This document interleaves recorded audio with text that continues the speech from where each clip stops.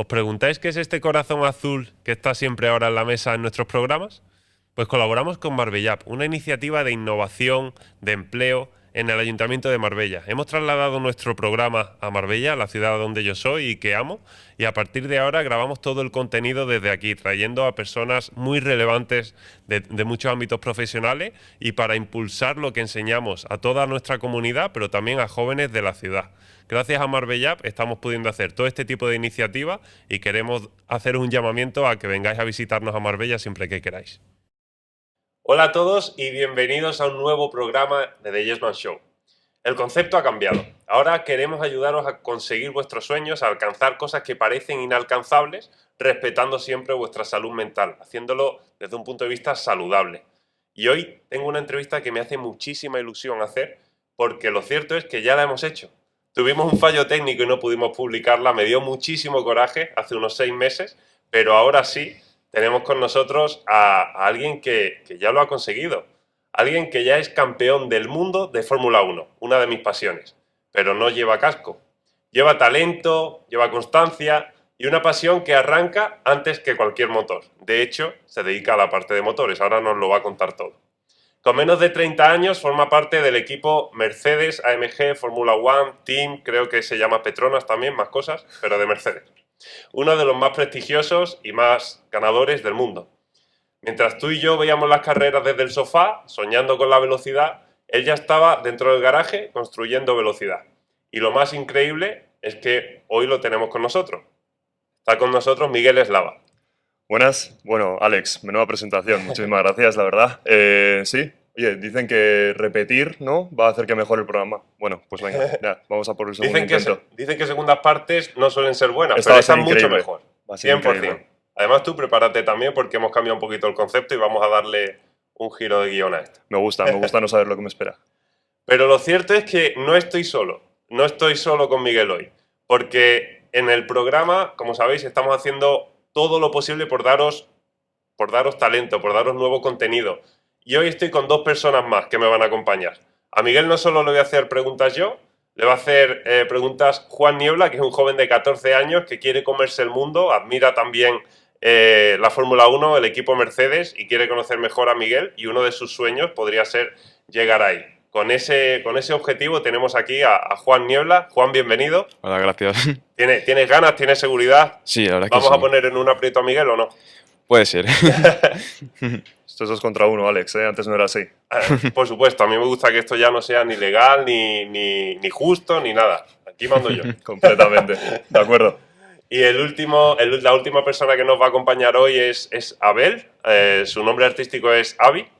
Y es un pintor de aquí de Marbella, que ahora os tengo que hacer una mención de la parte de Marbella también, que va a componer una obra con respecto a lo que le va a ir transmitiendo la conversación que tenemos con Miguel.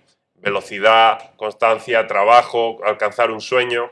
Es una rama de arte que metemos en el programa que a mí me hace mucha ilusión y estoy seguro que Avi nos va a dejar indiferentes cuando al final del programa presente su obra. Tenía muchas formas de empezar esta entrevista en la cabeza, pero has llegado un poco tarde. Entonces voy a lanzar una que tengo en la cabeza todos los domingos cuando me pongo enfrente de la tele. Y es que yo espero que Russell gane las carreras también. ¿Por qué el coche 2025 no va tan bien? Empezamos fuerte. Alex, empezamos fuerte. A ver, estos temas son ya complejos, ¿no? O sea, a nivel Fórmula 1 obviamente hay una gran cantidad de variables que hay que tener en cuenta y pues hay veces que no puedes tenerlas todas alineadas, ¿no?, en un mismo fin de semana.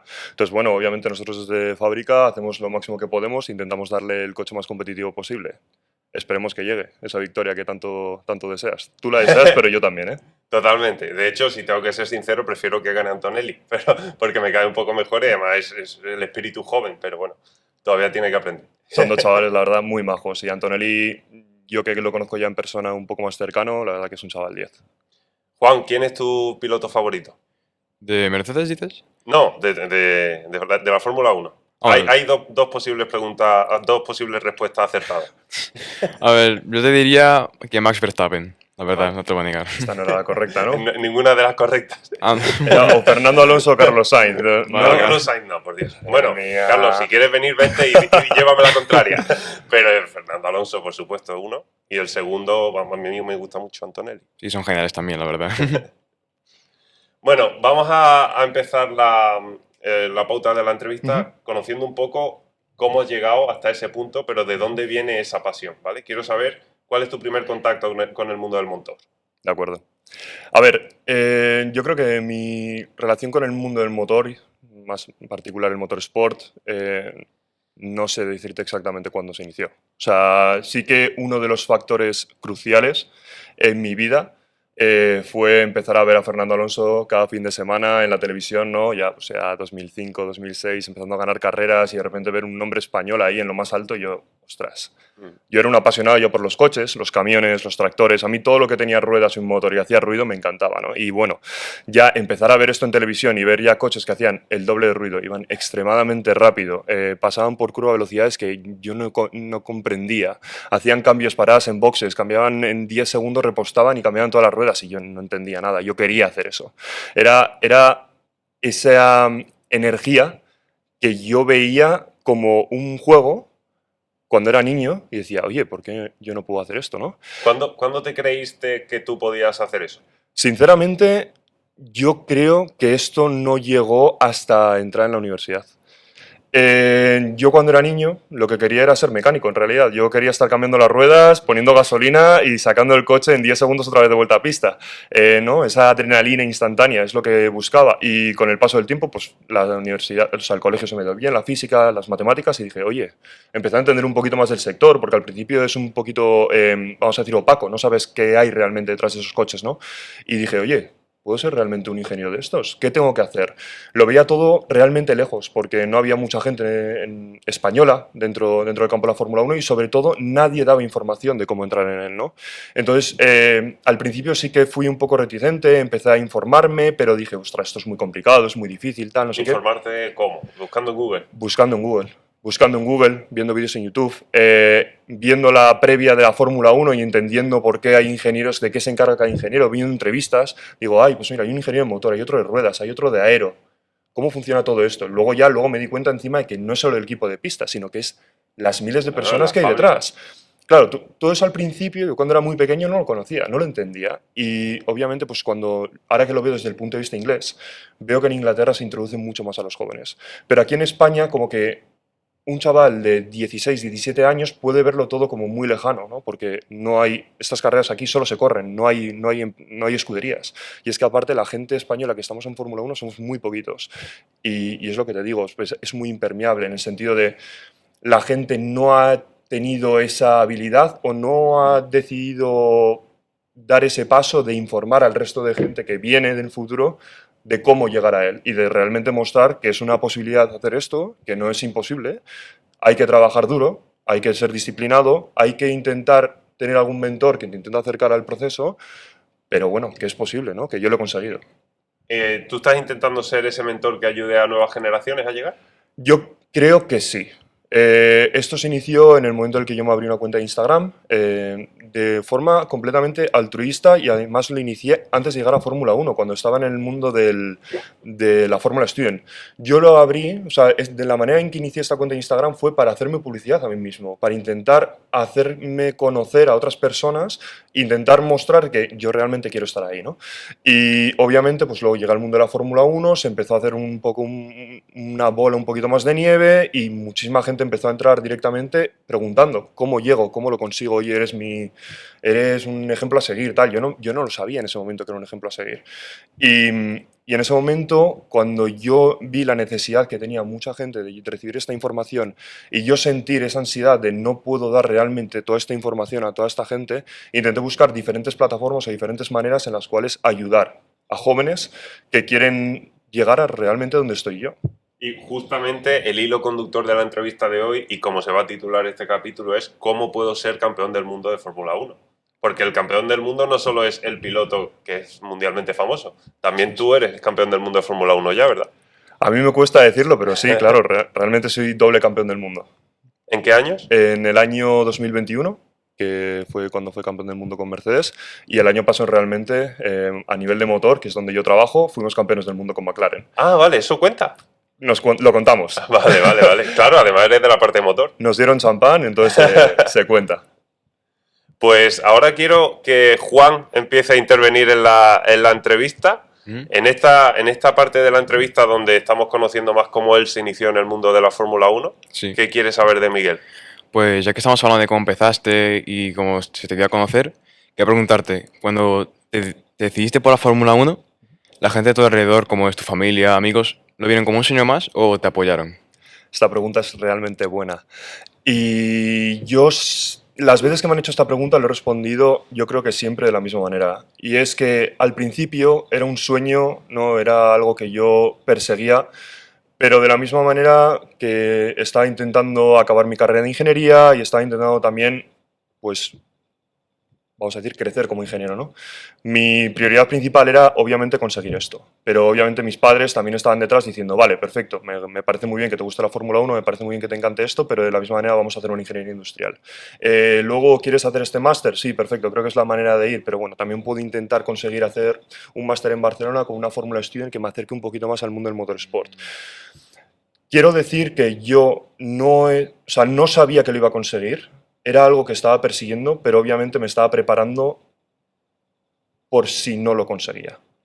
Claro. ¿Qué es lo que pasa? Obviamente, tú le comentas esto a tus amigos, le comentas esto a la gente de la universidad y la verdad que la gran mayoría te ven como que estás loco. O sea, Sí. lo ven como algo completamente ilusional, como que no conocen a absolutamente nadie que lo haya conseguido antes que tú y la gente, pues depende del cariño que te tengan, te sonríen y te dicen, oye, pues perfecto, pero es como 2 palmaditas en la espalda y Claro. inténtalo, ¿no? Y te voy a interrumpir porque es que hay mucho cenizo.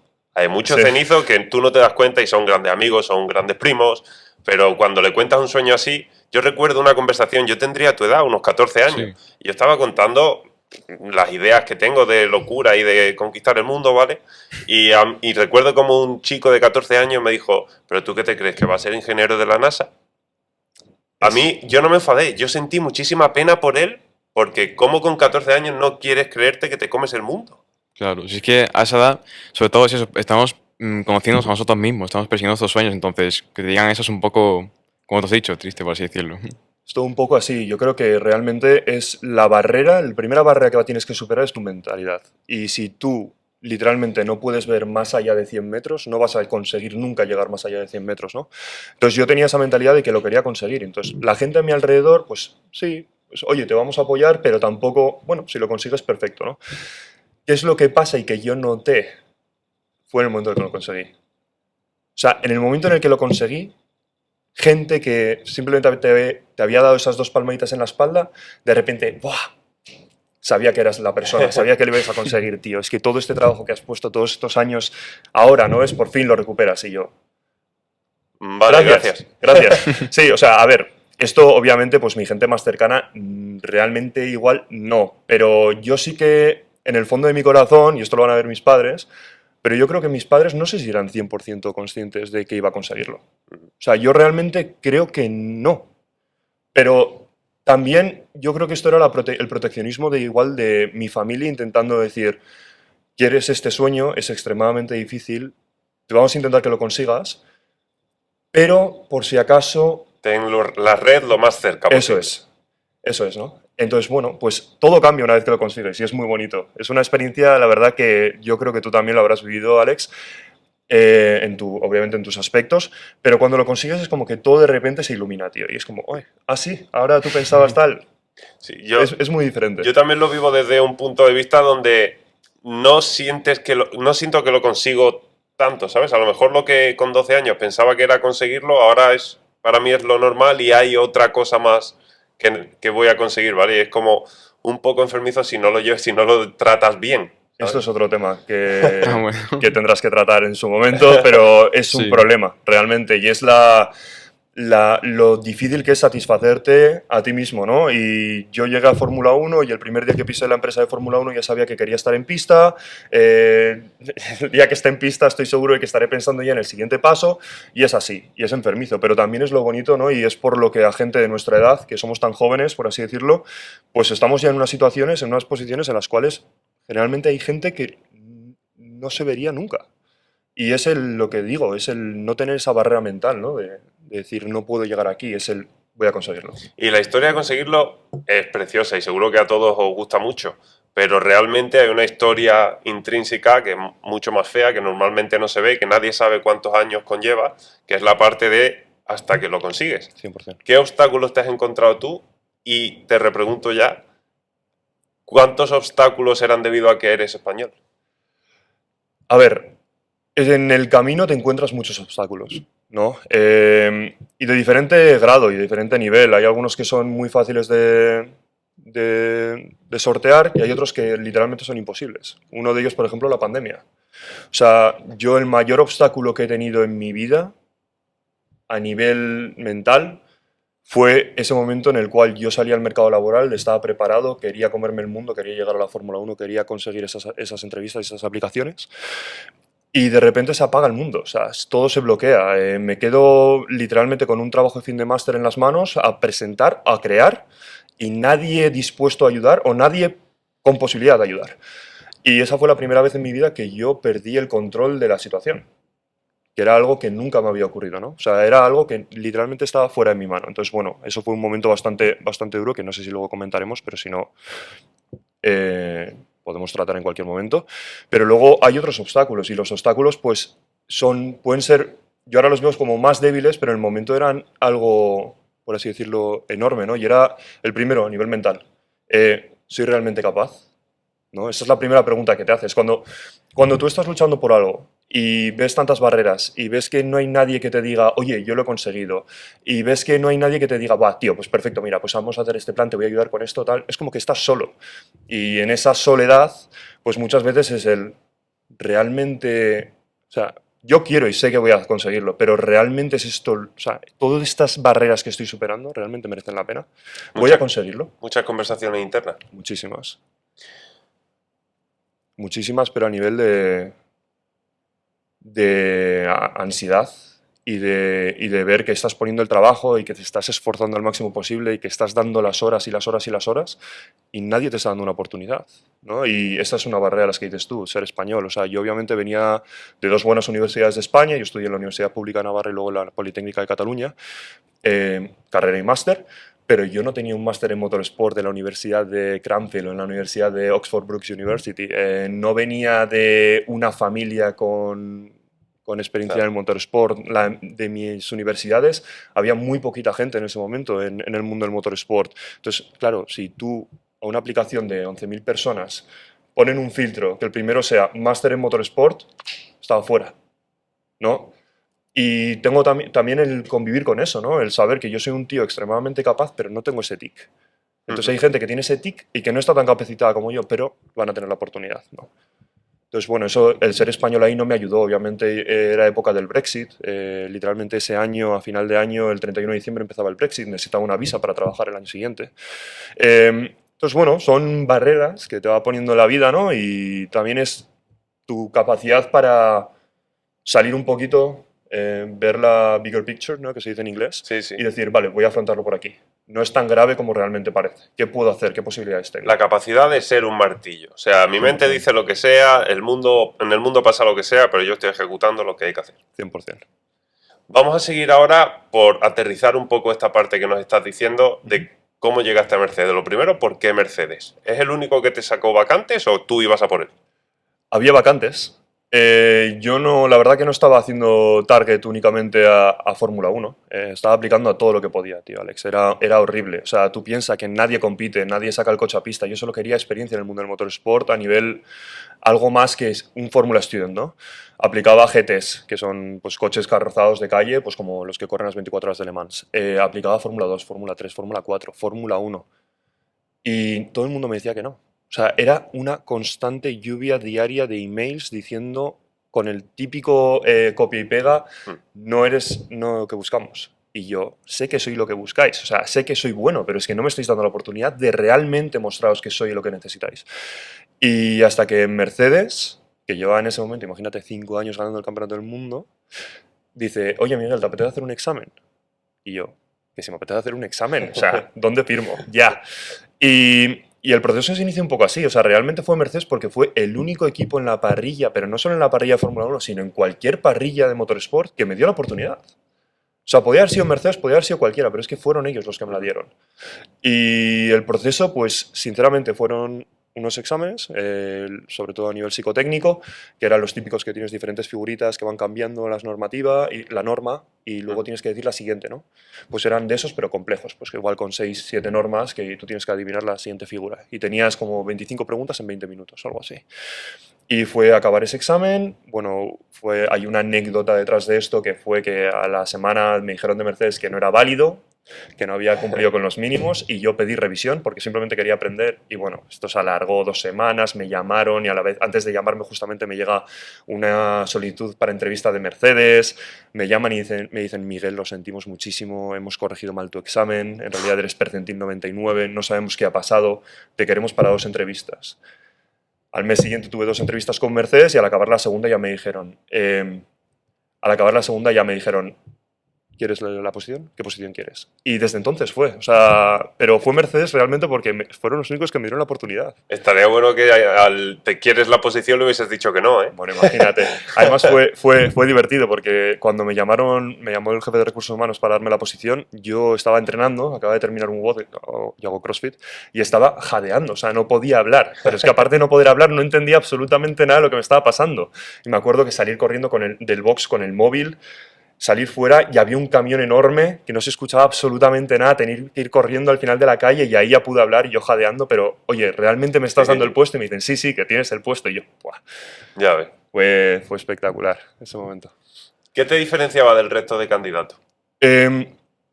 Del resto de candidatos, sobre todo, por ejemplo, yo a nivel del examen, pues no sé realmente lo que me diferenciaba del resto de candidatos. Ahora sí que ya entro en el mundo del motorsport y veo cuál es realmente mi papel, ¿no? Yo soy una persona que tiene una capacidad de resolución de problemas muy rápida. O sea, soy capaz de abstenerme un poquito del problema puntual, ver esa imagen global y tener una imagen bastante grande de cómo afrontar el problema. Entonces, esa es mi virtud, por así decirlo, dentro del mundo del motorsport, ¿no? Y luego ejecutar la resolución del problema, obviamente. Entonces, yo creo que a nivel de, obviamente, exámenes psicotécnicos, pues tenía una ventaja, pero no sé si es innata o literalmente de entrenamiento, de cosas que he ido haciendo en mi vida, de prácticas, sí, disciplina. Y luego ya cuando llegamos al nivel de entrevistas, ya mi mentalidad. Yo creo que eso fue decisivo. O sea, yo llegué a las entrevistas de Mercedes con una mentalidad de este puesto es mío. O sea, tú piensas que ahora mismo era como tener un león perdido en la sabana que está a punto de morir y tiene una presa delante. O sea, yo llevaba 6 meses aplicando, 6 meses de NOES, sabía que no tenía el perfil perfecto para entrar en el mundo del motorsport en papel y dije, aquí hemos llegado, ahora ya me conocéis, ahora por fin soy capaz de mostrarte cara a cara de lo que soy capaz, ahora esto es mío. Y fue así la entrevista, o sea... Y si ahora, para conseguir ese sí, que supongo que cuando terminaste esa conversación que estabas jadeando haciendo el WOD, te hiciste otro WOD, pero bien rápido, ¿no? Buah, yo me acuerdo de colgar y ponerme a llorar. O sea, fue toda la adrenalina esa que tienes ahí metida dentro del cuerpo, ¡pum!, salió. O sea, fue increíble. Si tuvieses que darle ahora un consejo a Juan sobre qué hábitos, rutinas del día a día te llevan a tener ese sí, ¿qué le diría? Pues mira, yo creo que muy relacionado con este tema que acaba de comentar Alex, para mí el deporte ha sido la herramienta principal desde joven para llevarme a donde estoy ahora mismo. O sea, el deporte a mí me ha enseñado una serie de valores y entre ellos disciplina que no creo que se pueda conseguir con otros elementos desde tan joven como tú, que tienes 14 años, ¿no? Entonces yo, por ejemplo, a los 18 estuve haciendo fútbol y luego ya entré a hacer CrossFit, pero ahí ya me metí a CrossFit a nivel de competición. Entonces, esa disciplina de tener que entrenar 5 o 6 días a la semana, de tener que compaginar estudios, trabajo, porque yo trabajaba para pagarme el CrossFit. O sea, yo literalmente trabajaba para pagarme el deporte.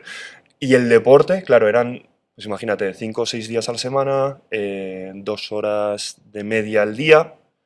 Eran muchas horas que tenía que dedicarlo a ello, ¿no? Entonces, esa organización, esa disciplina, ese quiero estudiar, bueno, quiero estudiar, quiero sacar esta carrera para llegar a mi sueño futuro y a crear mi carrera, pero también quiero competir, quiero estar sano, quiero luchar conmigo mismo. O sea, al final, por ejemplo, para mí el CrossFit es una competición diaria contra mí mismo. Y eso es lo que a mí me ha dado esa gasolina, ¿no? Para luego estar en la posición en la que estoy y para ser como soy en mi trabajo. Porque también forja mi personalidad, ¿no? Cuando coges el deporte Claro. desde tan joven, te forja.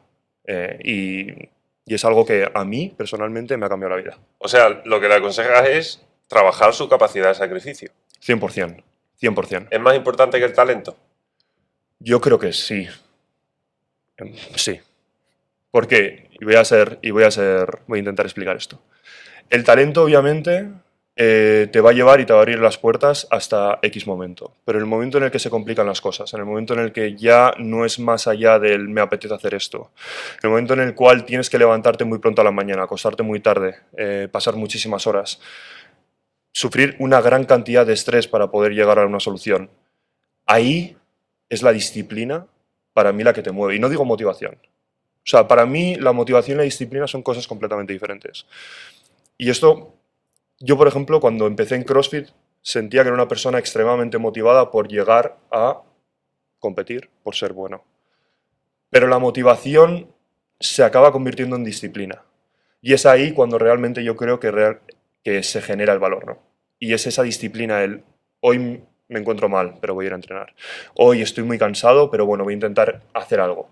Lo mismo para el trabajo. O sea, hoy no me apetece nada ir a la OFI. Estoy con este problema que estoy teniendo y yo he intentado solucionar 2 semanas y no consigo solucionarlo.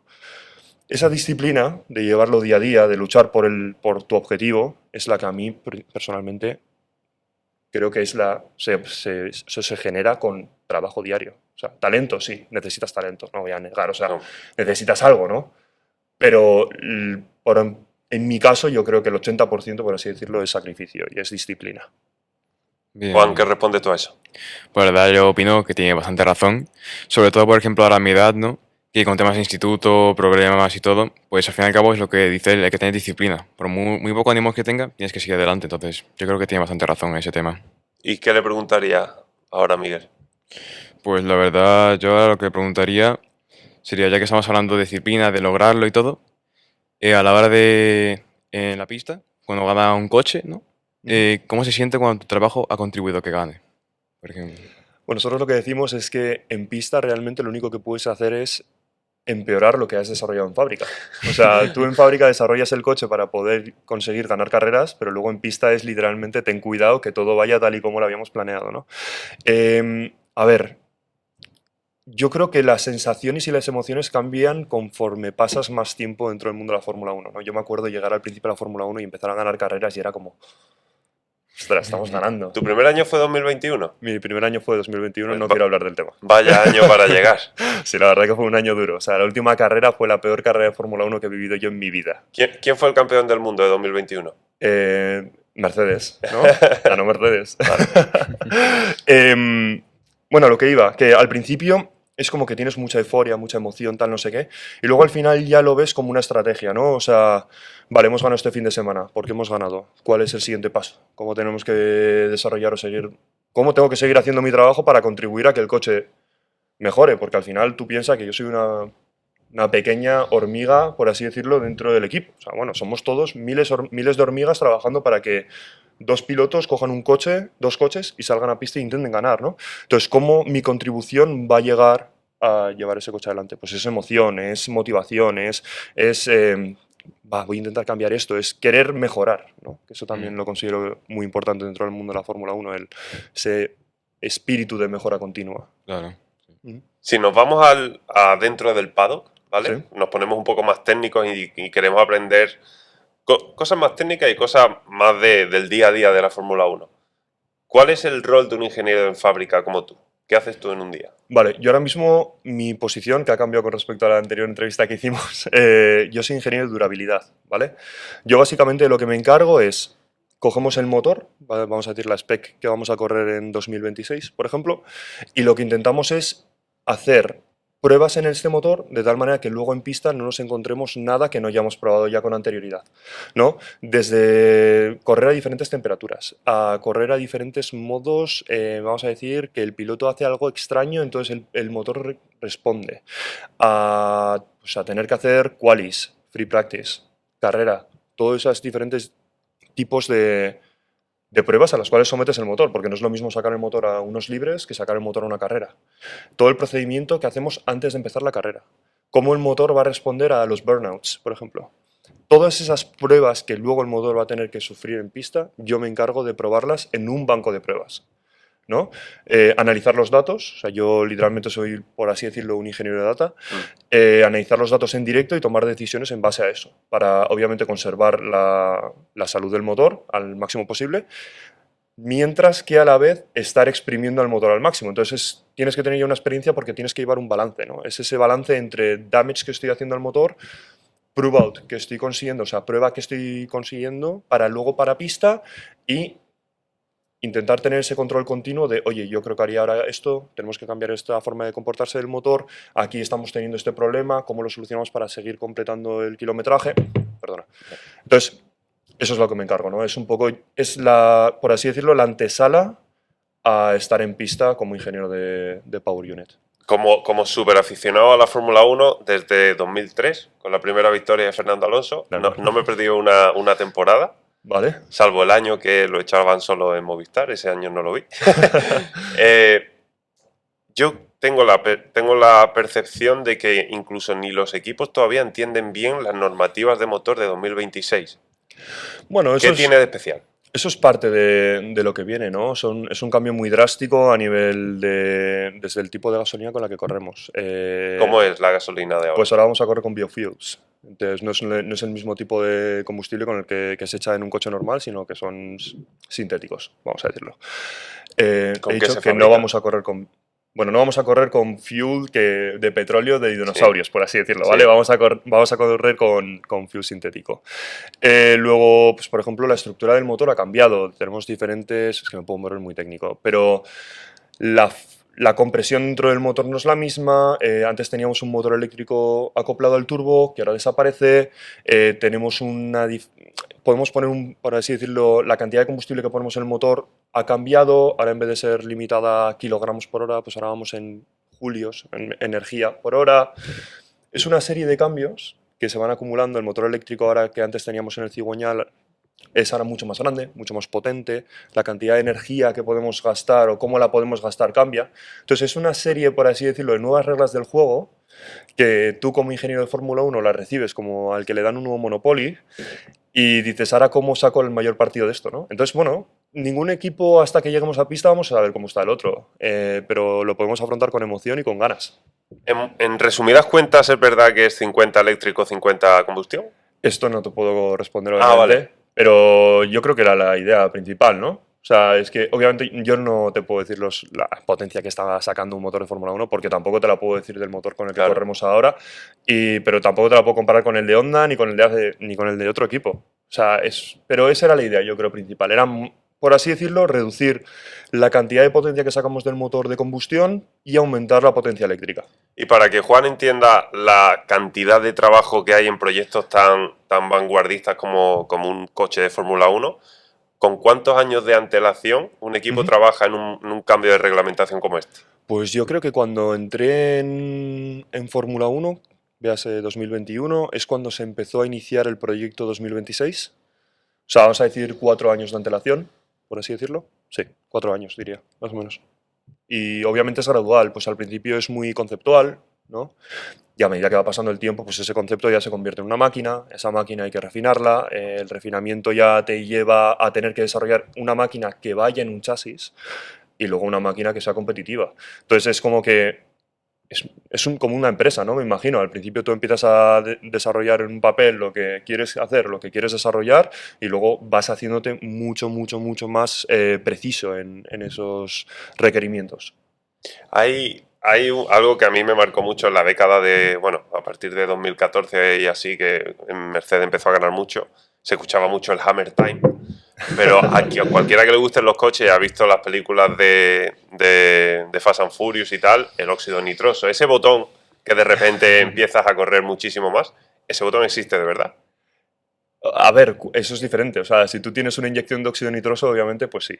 Pues sí, o sea, es como una forma de enriquecer la mezcla, ¿no? Que va dentro del motor.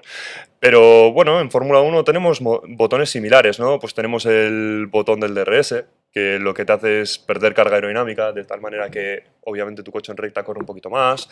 Luego, pues podemos jugar muchísimo con los mapas de energía, de tal manera que en función del tipo de estrategia que quiere mi piloto, imagínate que está defendiéndose de un adelantamiento, pues le voy a poner que gaste la mayor cantidad de energía, sobre todo en las rectas en las cuales es susceptible de ser adelantado, ¿no?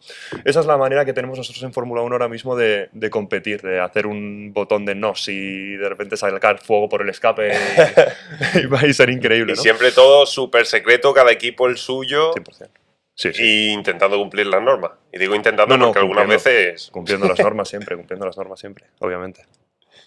Estupendo. Cosas de Fórmula 1 que quieras saber, ahora es el momento. Y si Pues- son difíciles, mejor. Sí, mira, me gustaría Estas preguntas, preguntarte... perdón, antes de que me la digas, las estás Sí. preguntando para él, porque él es Yo el sí. mayor emocionado y fanático de la Fórmula 1. O sea. Pues mira, ahora que estamos hablando del tema de arreglar coches, afrontar los problemas y todo eso, quería preguntarte, ¿cuál ha sido el problema más raro o complicado que has tenido a la hora de hacer eso? Es que esto también es, o sea, dentro del mundo de la Fórmula 1, pues Sí. es que no te podría dar una contestación perfecta, ¿no? Porque obviamente primero todos los procesos que hacemos son completamente secretos y no se pueden sacar en un programa. Claro. Pero yo creo que una de las mayores challenges que he tenido yo en mi carrera dentro del mundo del motorsport, que es un mundo que si lo piensas es eficiencia, optimización, tiempos, prisa, estrés, pues uno de mis proyectos del año pasado, por ejemplo, del cual estoy muy orgulloso, fue reducir un proceso que hacíamos dentro de la empresa, que era básicamente el motor se construye, le hacemos unas pruebas y lo mandamos a pista. Pues reducir ese proceso de pruebas en, no sé exactamente, pero creo que fue un 30 y algo, un 40% a nivel de tiempo. Entonces eso es tiempo, es dinero, y más en Fórmula 1. Claro. Entonces ese es uno de los proyectos más grandes en los cuales he estado yo involucrado, ¿no? Que ahí yo creo que también entró un poquito mi parte de ingeniero industrial, que bueno, yo también he desarrollado, antes de entrar en Fórmula 1, pues estuve trabajando en otras empresas y hacía proyectos de optimización. Entonces, bueno, pues esa imagen, esa cabeza que tengo yo para optimizar el proceso, pues entró ahí y bueno, pues es una cosa que se implementa en la empresa y que estamos muy contentos con ella. ¿Cómo vives tú el proceso de hacer un cambio así en una empresa tan grande, con tantos procedimientos, donde normalmente parece que no es nada ágil y necesita muchas approvals? Yo que he estado trabajando también en otras empresas ya muy grandes, tipo Volkswagen Navarra o tal, te das cuenta del dinamismo real de una empresa como Mercedes. O sea, la capacidad, o sea, vamos a decir, por ejemplo, que en automoción un proceso de desarrollo de inicio a fin, vamos a decir que un proceso rápido es un año. En Mercedes pueden ser 2 semanas. O sea, la capacidad que tienes tú de involucrarte con un proceso es altísima. Si tú literalmente tienes que hacer un cambio drástico en la empresa, te van a dar la responsabilidad para que lo hagas, obviamente. Te vas a tener que involucrar al 100% en él y va a cambiar. O sea, literalmente el peso de tu idea dentro de la empresa es muy alto. O sea, piensa que somos una empresa de 1000 personas. A nivel de ingeniería seremos 200 ingenieros. Y dentro del equipo, por ejemplo, en el que trabajaba yo en ese momento, éramos 10 personas. Y que estuviésemos encargados de ese proceso, éramos 3. Entonces, ahí tengo un 33% de peso en lo que hace la empresa en ese aspecto y aparte luego está mi jefe, ¿no? Entonces, si tengo que hacer un cambio y tenemos que hacer un cambio, obviamente yo lo voy a presentar, lo vamos a tratar, pero si hay que ponerlo en práctica de tal manera, o sea, puede llegar a ser que yo presento una reunión a las 3 de la tarde y a las 5 lo estamos haciendo. O sea, la capacidad de cambio y la capacidad de dinamizar procesos de una empresa de Fórmula 1 es altísima. Y tal vez ahí prima que es una empresa de tanta innovación, o sea, 100%. hacéis tanta innovación que prima más esa parte de innovación que el ser una gran empresa. 100%, porque nosotros tal y como lo vemos es, tenemos por así decirlo, una balanza de riesgo contra beneficio, ¿no? Y tenemos una capacidad bastante alta de asimilar riesgo, ¿no? Esto es como cuando inviertes en bolsa o como cuando inviertes en inmuebles y demás.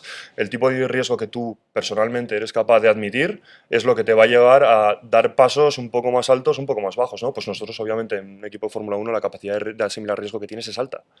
Porque también necesitas tener desbloqueado esa parte de alto desarrollo, ¿no? De alto cambio. Entonces, es lo que dices, ¿no? O sea, somos innovación pura y tenemos que ser así. Siendo parte de Mercedes, que es uno de los equipos con más títulos de la historia, ¿cuánto de importante es el coche frente al piloto hoy? Yo creo que es muy importante. El coche es vital. Balance. El coche es vital. O sea, yo diría que en MotoGP lo principal es el piloto, porque sí, pues es como lo veo también a nivel persona. Pero luego el piloto, obviamente, tener un piloto muy rápido en un coche de Fórmula 1, pues yo voy a decir que es un 33% y un 66% en la máquina. Igual estoy siendo... Bueno, está siendo bueno. Sí, pero es que en MotoGP yo, por ejemplo, diría que un 90% es el piloto y un 10% la máquina. Tampoco conozco tanto MotoGP, pero es lo que yo veo como espectador, ¿no?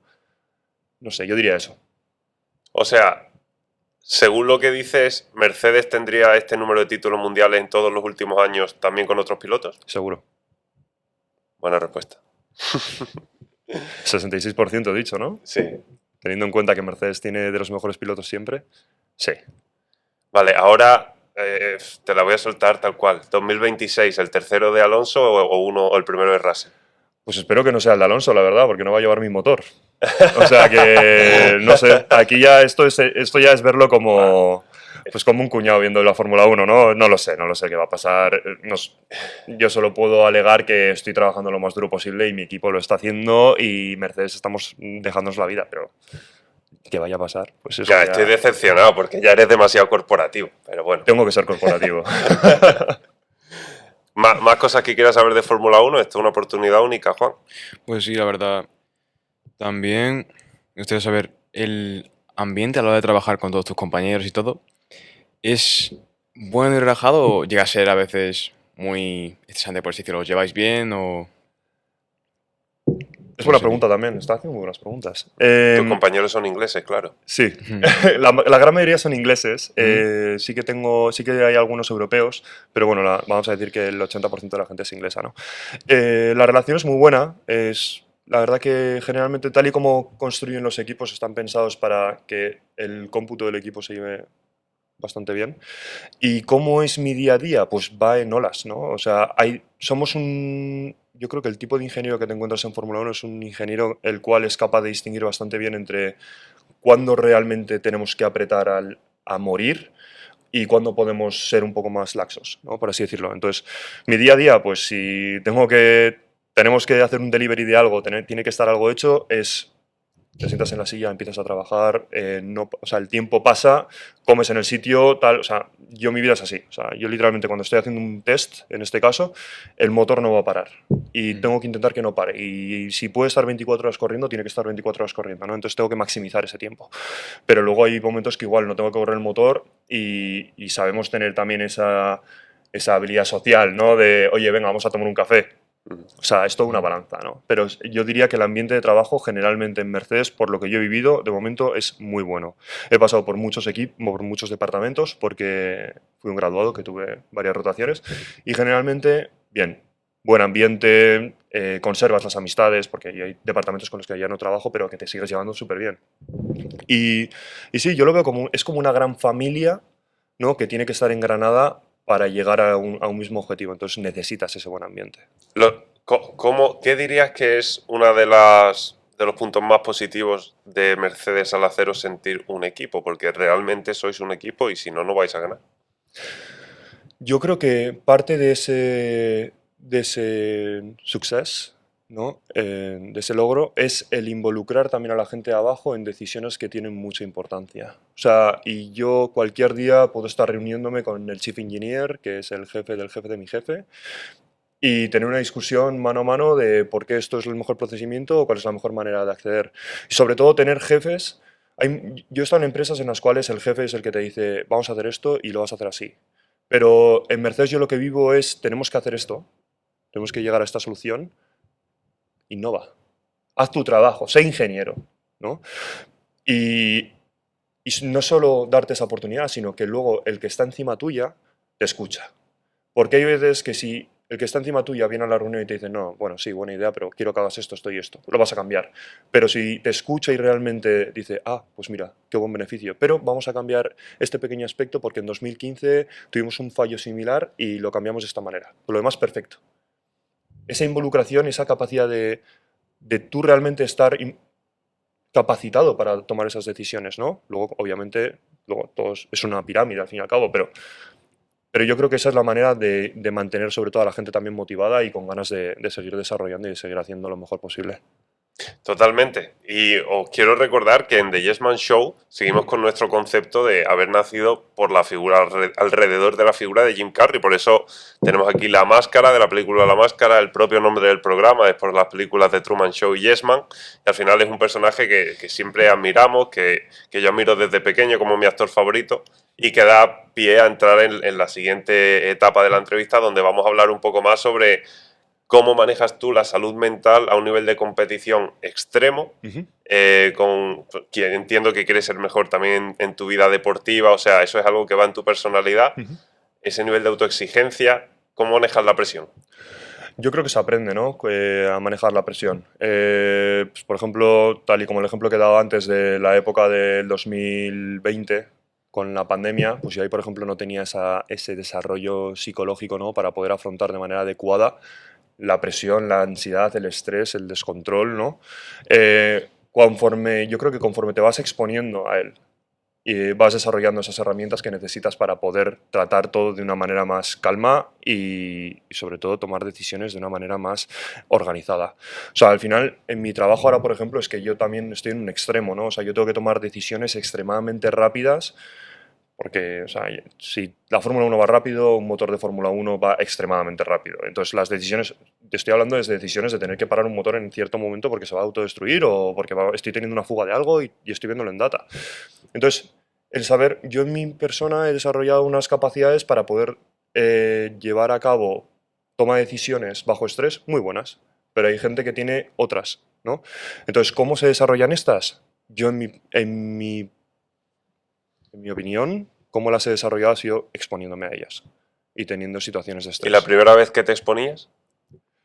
Eso ahí también, claro, gana tu mentalidad, ¿no? O sea, cómo de fácil llegas a colapsar. Pues yo, gracias a Dios, nunca me he expuesto a llegar a colapsar, ¿no? A llegar a que mi mente se quede en blanco. O sea, hay gente, por ejemplo, que se pone delante de un examen en la universidad y tiene de repente matemáticas y solo saben poner el nombre. Pues yo nunca he tenido esas situaciones, ¿no? O sea, siempre he sabido autocalmarme, que creo que es una capacidad bastante buena.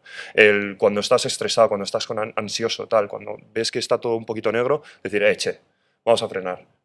Piso un poco el freno, me relajo, está el tiempo pasando, perfecto.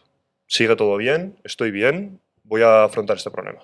¿No? Tener esa capacidad de hacer switch off, un poco La pausa. esa pausa, es tomar una pausa, realmente. Y creo que la he tenido desde siempre. Entonces, eso es otra cosa que igual también puedes practicar tú como joven, ¿no? O sea, Claro. ahora tú te enfrentas también a situaciones de estrés. O sea, una situación de estrés, pues como acabo de decir para ti, puede ser hacer un examen de matemáticas, Sobre todo, sí. ¿no? Entonces, obviamente, conforme vas pasando etapas en tu vida, pues el source, La fuente. la fuente del estrés cambia. Pues para mí ya no es un examen, pero para mí es el motor. O para mí es el tener que hacer el día siguiente ser mejor que el día anterior. Bueno, es también aprender que la vida es eso, ¿no? Simplemente son épocas y con esas pequeñas, lo que para mí era insignificante como un examen, para ti era un mundo. Entonces, Claro. dentro de 10 años, para ti será insignificante. Exacto. eso Hasta que mismo. tengas 80 y ya todo te da igual. Eso es. A mí me sirvió mucho compartimentar en la cabeza. O sea, yo cuando necesito que algo pare, por el relacionado con trabajo y tal, y ya tengo que irme fuera a tener vida social o lo que sea, me sirve mucho visualizar que cierro la oficina. Cierro, apago las luces, todo, y me voy de ahí. Y eso me lleva a la pausa y sigo practicándolo, ¿eh? Esto no lo vas a practicar toda la vida. Claro. Es un aspecto que, al fin y al cabo, yo en mi día a día voy mejorando poco a poco. Bueno, voy adaptándome, no solo en exámenes, tipo, también en situaciones de la vida diaria, problemas y todo, entonces hay que ir adaptándose poco a poco, sí. 100%. ¿Pensaste en rendirte alguna vez? No, te lo digo de verdad. No. 100%, nunca, ni en 100%. pandemia. No. Y por eso en pandemia me sentaba delante del ordenador, me levantaba a la mañana, me sentaba delante del ordenador, mandaba aplicaciones 2 horas, trabajaba en mi TFM 8 o 10 horas. Acababa eso y me ponía a mandar emails. Y el hecho de pensar en nunca en rendirme fue también lo que me llevó a un sitio oscuro, ¿no? Es decir, tengo que seguir apretando, esto no, me va a salir, me va a salir, me va a salir, eres capaz. Y hasta cierto punto, ¿no? Porque llegué a sacrificar mucho de mi salud mental en ese momento. Pero no pensé nunca en rendirme. ¿Cómo era ese sitio oscuro y cómo saliste? Pues era un sitio, o sea, y obviamente se juntó todo, ¿no? El hecho de no poder salir de casa, el hecho de no ver que mis sueños se escapaban poco a poco, el hecho de que no podía hacer nada por solucionarlo. Entonces, esa ansiedad me llevó a hacer cosas que yo ahora mismo pues no estoy orgulloso de ello. Pues, a ver, pues, hablaba mal a mis padres, estaba en casa y es que yo sentía que era horrible estar conmigo. No salía de mi habitación, quería trabajar y solo pensaba en trabajar y salía de la habitación y igual soltaba una contestación mala y no era la manera de ser, ¿no? Porque simplemente estaba llevando a la gente que estaba a mi alrededor también a un sitio en el cual no tienen que estar sufriendo, ¿no? ¿Y cómo lo solucioné? ¿Cómo conseguí solucionarlo? Pues intenté, ya hacía deporte dentro de la pandemia, pero intenté pues, aumentarlo un poco más. Y sobre todo, yo creo que fue un momento en el cual vi que las cosas empezaban a carburar un poco, empezaba todo a rodar un poquito mejor, veía el final de mi TFM, pues me fui agarrando a esos pequeños éxitos para también nutrirme a mi cerebro, ¿no? Y decir, vale, venga, perfecto, mira, tío, está saliendo poco a poco, poco a poco. Y al principio, pues, intentar hacer que el menor éxito fuese una cosa importante Claro. para mí. Y yo creo que eso fue la manera de salir de esa situación. Metas pequeñas. Metas pequeñas, sí, porque yo al principio, tal y como lo enfocaba, era, quiero Fórmula 1. Claro. A ver, respira, Miguel, o sea, quieres Fórmula 1, pero primero tienes que acabar la uni. Vale, una meta. Claro. Acabar el TFM, hacer el examen de matemáticas. Esos pequeños logros que vas haciendo, pues son los que realmente me ayudaron a mí. Pero además ese consejo vale para todo en la vida, porque yo con 13 años así empecé a hacer triatlón, que no era un gran deportista ni nada. Hacía natación, que me gustaba mucho y poco más. Pero cuando empecé a hacer triatlón, claro, el cambio era brutal y el primer año de entrenamiento fue brutal para mí, pero me gustaba muchísimo. Y recuerdo estar subiendo un puerto de montaña y faltaban como 5 kilómetros. Cuando yo vi que faltaban 5 kilómetros, yo iba reventado, pero iba reventado a un nivel de te quieres morir en cada pedalada. Y de repente vi que faltaban 5 kilómetros y el siguiente era el kilómetro 11. Y dije, venga, vamos al kilómetro 12, al kilómetro 12. Venga, joder, el kilómetro 12, ahora el 13. Y al final llegué. Sí. Y ese día lo recuerdo, pero bien en mi cabeza, porque desde entonces hago eso siempre, en todo. Y funciona muy bien. Claro que sí. Y además yo creo que es la primera vez que te enfrentas a una situación de esas y luego consigues solucionarlo, ¿no? Consigues llegar a tu meta, ¿qué dices?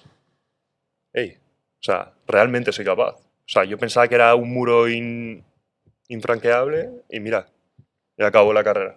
Lo que sea. O sea, esa forma también de ponerte a prueba, ¿no? A nivel cerebral. Y yo, pues, por ejemplo, ahí el deporte a mí también me ha ayudado mucho. Saber que estoy a punto de desfallecer y todavía tengo que seguir entrando, tengo que seguir apretando, no quiero, no quiero, no quiero, y luego acabas y dices, Listo. lo he hecho. Pues esas cosas son Esa pequeñas satisfacción. pequeñas satisfacciones que te ayudan y te van formando, ¿no? Ya no cómo es el nivel de cuidado de la salud mental y emocional en ti, sino en el paddock. Se ve como un deporte también de mucho, con respeto, pero perro viejo, ¿sabes?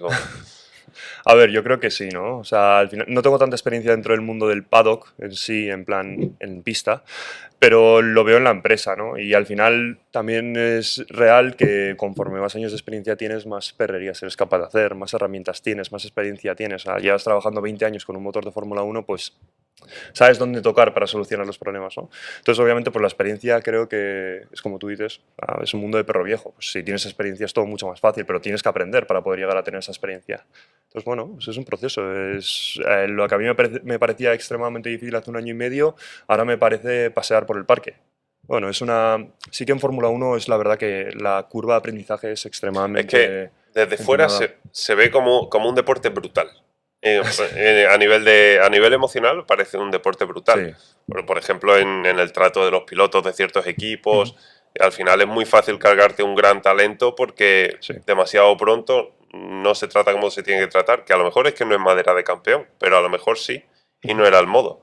A ver, pasa lo mismo Con los ingenieros, ¿eh? O sea, cuando te llega un grupo de 10 graduados nuevos, por ejemplo, el momento en el que te sientas en una sala de reuniones con ellos y les empiezas a, bueno, o empiezan a sentir la presión de diferentes proyectos o lo que sea, ves los cuales son capaces de trabajar bajo presión y como que son capaces de aguantar esa presión y ves los que colapsan, ¿no? Y pues hay gente para todo, vamos a decir, y hay gente que les cuesta más y hay gente que les cuesta menos, pero obviamente lo que pasa en un mundo como la Fórmula 1 es que si llegas y no estás preparado, pues es muy fácil que no puedas coger el barco, ¿no? Y que pierdas el tren. Que vaya muy rápido para ti Sí. en ese momento. Eso es.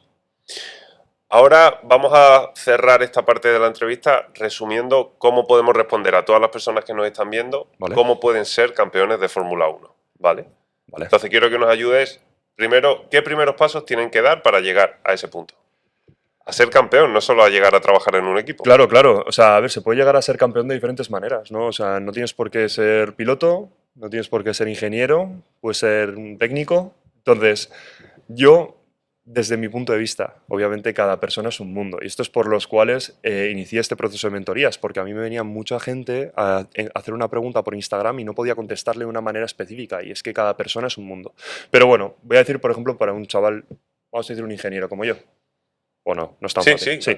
Pues, en mi caso, obviamente, tienes que estudiar una ingeniería. Yo recomiendo una industrial o una mecánica, generalmente, pero bueno, también hay mucho ingeniero eléctrico y electrónico. Simplemente que hay muchos más mecánicos. Luego, sobre todo, mira, es mejor hacerlo de esta manera. Tienes que estudiar una ingeniería que te apasione. Ujú. Vamos a dejar así. Porque cuando estudias algo que realmente te apasiona es cuando vas a ser bueno en ello. O sea, no te va a costar trabajar, no te va a costar seguir luchando por tu sueño y va a ser la mejor manera de hacerlo. Entonces, estudia algo que te apasione, estudia una ingeniería.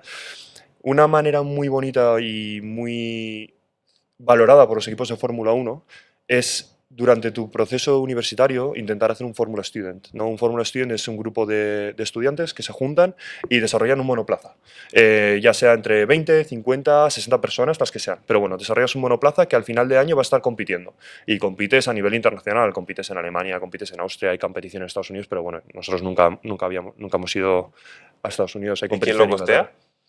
Patrocinadores, sponsors. La universidad suele poner también parte del dinero y, bueno, sí, generalmente tú intentas sacar sobre todo de sponsors, ¿no? Y luego, claro, lo bonito y lo lo bueno y lo malo de estas competiciones es que hay gente que va con millones de presupuesto y hay gente que va con 20.000 euros. Y tiene que competir igual. Pero bueno, eso es otro tema. La cosa es que ahí vas a darte cuenta de, para mí, la principal lección o una de las lecciones más importantes en tu camino a llegar a Fórmula 1, que es realmente darte cuenta si te gusta trabajar en el mundo del motorsport o te gustan las carreras. O sea, yo cuando tú enciendes la televisión un domingo y pones la carrera, tú estás viendo la tele con una Coca-Cola, yo estoy trabajando. La mentalidad es completamente diferente. Tú estás relajado, disfrutando los coches, yo estoy bajo estrés. Y cuando tú en el fin de semana te vas a ver la carrera del circuito, yo llevo desde el jueves horas largas, mucho trabajo, sacrificio, sudando como un cerdo si no tienes aire acondicionado, y no es la misma manera de ver una carrera. Y ¿vale? la carrera en Australia y tú en Inglaterra. Claro. Cambio horario. O así, claro. Esas son las cosas en las cuales, obviamente, hasta que no estés en Fórmula 1 no vas a tener una exposición al 100% certera, pero estar en un Fórmula Student te va a decir, vale, ahora yo, por ejemplo, cuando estaba en Barcelona, yo comparé mi vida en Barcelona a la de mis compañeros de máster y yo durante la semana iba a la uni, tal, no sé qué, pero iba al Fórmula Student. Luego a la clase, si aparecía, aparecía. El sábado, la gente igual salía de fiesta el viernes y yo me iba a trabajar. El domingo, generalmente, también a trabajar. Todo eso lo compaginaba con el entrenamiento, pero es que yo trabajé muchísimo en la Fórmula Student. Y claro, yo lo hacía porque me apasionaba, o sea, no lo veía como una obligación. Y ahí es cuando me di cuenta de realmente puedo trabajar de esto, ¿no? Porque si yo, que estoy en Barcelona, que está toda la gente de fiesta, disfrutando la vida, tal, no sé qué, yendo a la playa, estoy yo yendo a trabajar, hay algo en mí que me está diciendo, este es mi camino. Pero en cambio también había mucha otra gente en Fórmula Student que literalmente aparecían 2 días a la semana y luego para las competiciones. Y eso son gente que no le apasiona el mundo del motorsport. Es gente que le gusta estar metido en ese sector o que en ese momento le apetecía estar con el grupo de la gente que estamos haciendo en motorsport, pero nunca van a poder trabajar de ello, porque no les apasiona. Entonces esa es la primera lección importante que yo creo que se puede cumplir y puedes conocer antes de salir de la universidad. Y luego a partir de ahí, sobre todo, intentar hacer proyectos que te acerquen más al mundo del motorsport, pues desde un trabajo de fin de máster, un trabajo de fin de grado relacionado con el mundo de la automoción, unas prácticas de empresa, una empresa de automoción, intentar colaborar con equipos de Fórmula 4, de Fórmula 3, bueno, de coches, de donde sea. Por ejemplo, aquí en Marbella, ir a Ascari, intentar ayudar en Ascari. Yo qué sé, si tuviese yo Ascari al lado, no sé lo que habría hecho cuando era joven.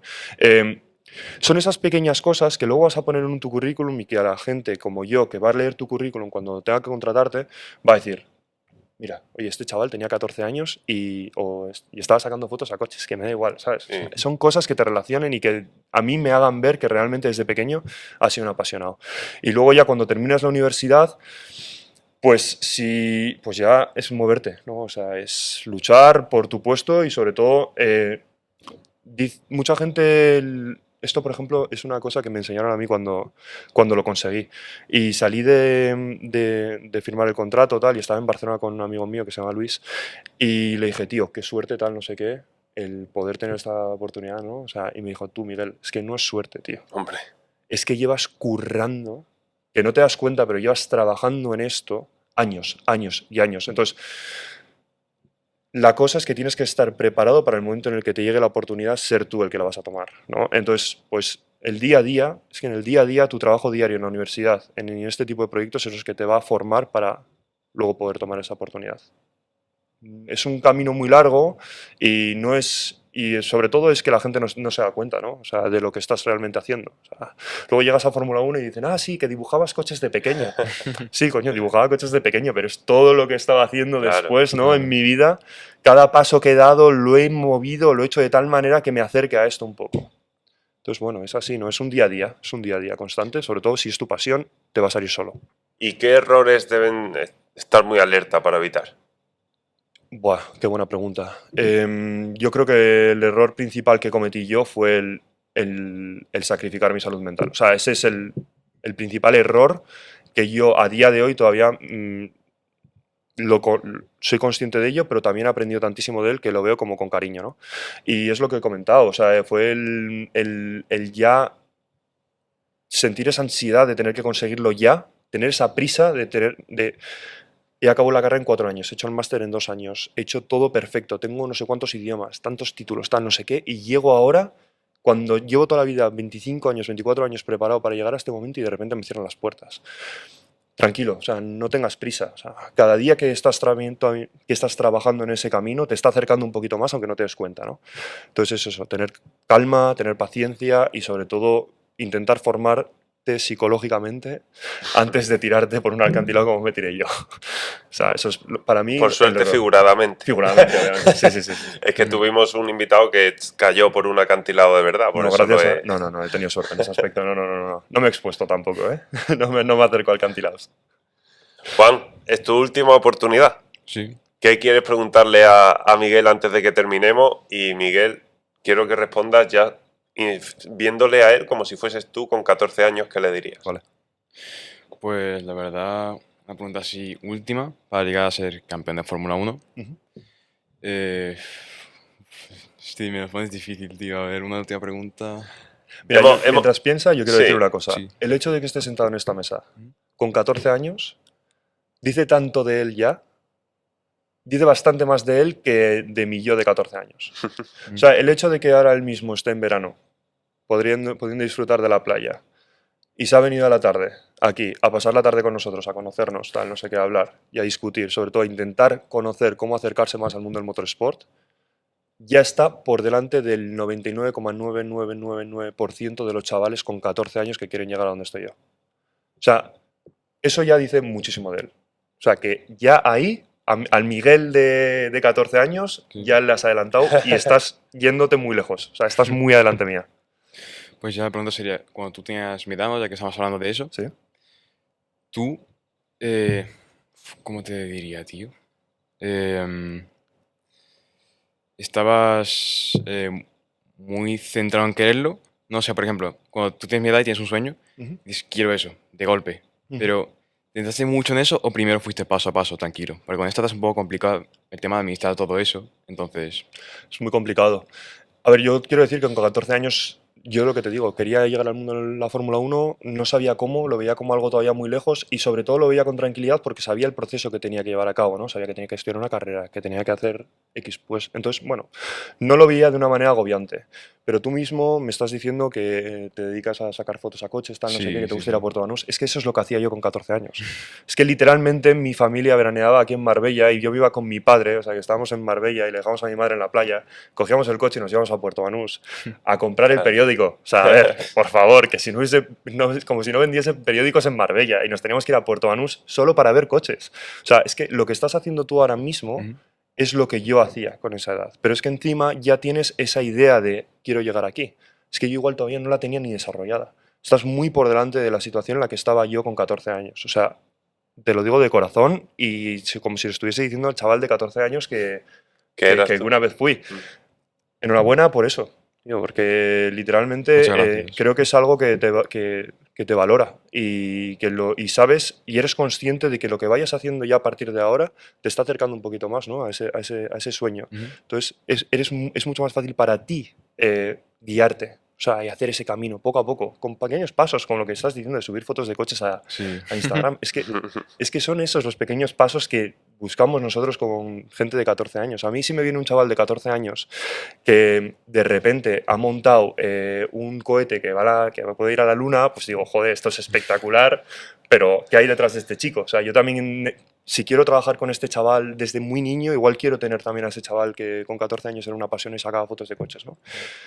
Hay perfiles para todo dentro del mundo de la Fórmula 1 y dentro del mundo del motorsport y hay hueco para todos y cada uno de ellos. Entonces, todo lo que vayas haciendo a partir de ahora, que sepas que es un pasito pequeño que estás dando para llegar a donde estoy yo en unos años. Y probablemente con lo pronto que has iniciado, igual llegas antes que yo. O sea, que igual te entrevista a ti, Alex, dentro de unos años.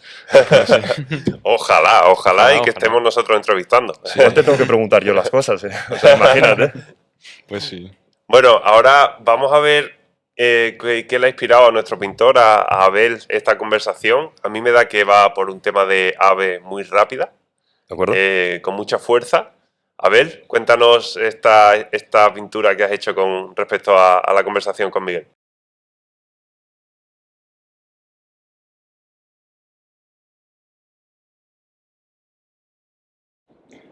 Miguel, bueno, a ver, he tratado de... Tú verás que esto es un halcón, por supuesto. El halcón representa varias cosas que están un poco unidas a lo que tú estás desarrollando dentro de la actividad deportiva, que es una de las más conocidas y a la cual soy un fanático también de ella. Y cuando supe tu trayectoria, este halcón fue hecho porque tiene varios significados.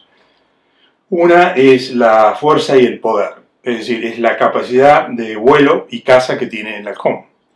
Tiene a su vez la libertad, digamos, vuela a una velocidad increíble, pero esa libertad le da independencia y la capacidad de trascender los límites. Eso es lo que estoy hablando, los límites. En la Fórmula 1 también uno se va superando día a día tratando de buscar el coche más veloz, el que se accidente lo menos posible, porque el piloto sea bueno. Y entonces aquí he tratado de meter todo en un uno, digamos. Lo que se llama la fortaleza del ave, la visión futura, el ave tiene una vista increíble, y la fuerza que tienen sus garras, y lo cual esto lo transmitiría a la fuerza del equipo. El equipo tiene, trabajando en forma conjunta, los logros vienen solos.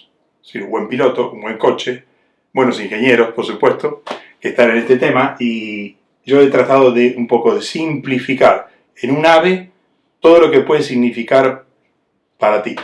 Muchas gracias por esta pintura, Abel. La verdad es que es una nueva rama del programa que a mí me encanta mezclar esa pasión, esa creatividad y sobre todo algo que creo que cuadra mucho con Miguel, ¿verdad? Muchísimas gracias, Abel, eso lo primero. La verdad que nunca me había imaginado que podías hacer esta combinación de arte con el podcast. Me parece una cosa espectacular y enhorabuena también a ti por la idea. Pero sí, bueno, en parte también está relacionado con lo que hacemos nosotros, ¿no? O sea, nosotros hacemos arte con matemáticas, por así decirlo, con física. Y es una manera también de mezclar los dos mundos. O sea, que muchísimas gracias por tu arte Y gracias, Abel, de verdad, de corazón. Y a vosotros muchas gracias por estar ahí.